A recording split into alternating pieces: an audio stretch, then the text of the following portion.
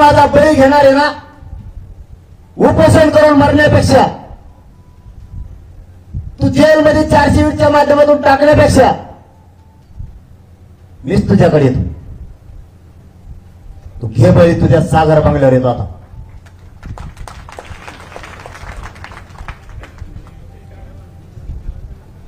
तू साधी सोपी गोष्ट समजतो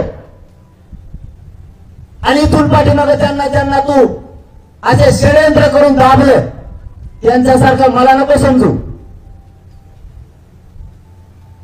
तुम्हाला बाकीच्यांसारखं समजू नको. तू ब्राह्मणी कावा करायला जाशील, बाकीच्या ब्राह्मणाला काय नाही करणार, तुला सुट्टी नाही, तुला आयुष्यातून उठून पुऱ्या. तू ब्राह्मणी कावा करायला निघालास, स्वतःचे लोक सुद्धा तू पायाखाली तोडायला निघालास सत्तेसाठी. 10% मराठ्यांना शुकाराला लावून त्यांच्या जवळ तुला सत्ता भोगायची. मागच्या वेळेस 106 आमदार तो आले होते,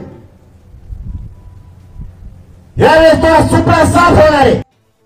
आता हे सरकार घाबरलं, आम्ही सागरला येतो. सागरला येणं फार लांबची गोष्ट आहे, फार लांबची गोष्ट आहे. आम्ही काल पण सांगली, आमची भिंत तिथे लागलेली आहे, ती भिंत पार पाडणं ना हे फार स्वप्नातला गोष्ट आहे. आणि एक लक्षात घ्या, मराठा समाजाशी आमची लढाई नाही, मराठा समाजाचे आम्ही लोक आहोत. पण एक व्यक्ती अगर मराठा समाजाला वेठीस धरत असेल, मराठा समाजाची बदनामी करत असेल, तर त्यावर कधीही आमचा समाज खपून घेणार नाही.